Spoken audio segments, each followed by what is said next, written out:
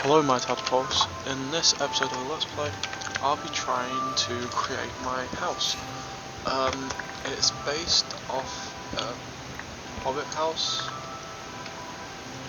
from Lord of the Rings, that I'm assuming a lot of people know about. I've never built one of these types of houses before, and it's really my first time trying to do this, so I hope it goes well. I think it's Lord of the Rings. I know I'm going to sound like such a dumbass for not knowing where a Hobbit house is from. I know. So like in the last Let's Play episode, I will also talk about some history. So today, I will be talking about the Angevin Empire. That is basically the first empire what England creates, in a sense. I think that's the best way to put it. So it's like the first empire Britain creates. It is created in the late 1200s, no, early 1200s, I think, 1215 odd, where Henry II basically inherits a ton of land. He inherits England and Normandy from his mother, Matilda of Normandy.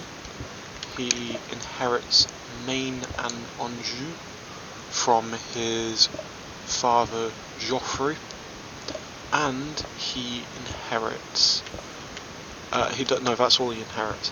He then gains Aquitaine through marriage, and he gains Brittany through marrying his children off to the different dukes and kings of Brittany. So yeah, like I said, I've never built like a Hobbit house before. I'm currently just like trying to carve out an area for it, but also get like some of the materials I think I'll need. So yeah, the Angevin Empire was not only created by Henry II, but also grew underneath Henry II. He also added to it by including Ireland. I say including, more like conquered Ireland. He did this with the Pope's approval. The Pope believed the Irish were being good Catholics, so the Pope told Henry II that he could go invade them, as long as he does it for religious reasons and not out of malintent, I think is the best way to put it. He had the help of, I don't know his full name, something Longo. If someone wants to correct me in the comments, go correct me.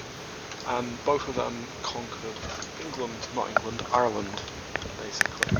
So yeah, so far I've discussed how the Angevin Empire got created. However, now I'm going to talk about how the Angevin Empire fell. The Angevin Empire was, again, pretty powerful and pretty strong for a long period of time, up until King John Softsword. King John Softsword has his name. It's kind of double barrel meaning. One, because he was very weak. Two, because he had no children, so take of that as you will. But yeah, so he was called John Softsword, as he would lose a lot of land to the French very quickly. What's kind of embarrassing as an English king, especially at this time. And as he would lose land, it's very bad. After the First War really against France, he would lose all French land but Brittany. What's very bad, and he would raise taxes a lot, and I mean a lot. And with raising these taxes, it would the barons being very upset with him. I also want to shout out 4 commenters on the last video, being Man EI5W, because they commented the most, but also for getting their support. Femboy Furry Lover, who again has commented on a lot of my Let's Play videos, a lot of my Minecraft Let's Play videos, and has shown a lot of support. And then Nord Tanji Fuga. Oh, I'm sorry, mate. I butchered his name. I'll be showing all of these anyway. So, and then finally Sproggy. Well, that's a very similar name to me. I'm shouting all of you out because each and every, well, all four of you have shown me a lot of support in this series.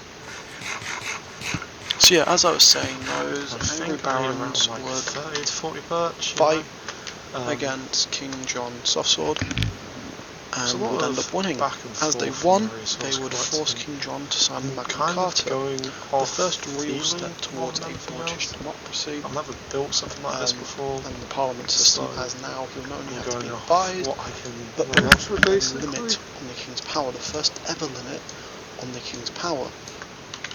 So yeah, I've hoped you have enjoyed that little history lesson I've given you about English history and a bit more about English history.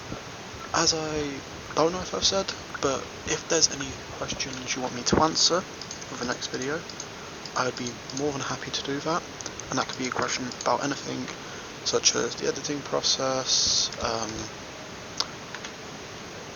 the editing process, stuff like what I plan for further videos. I'll probably call it like a Minecraft Q&A or whatever.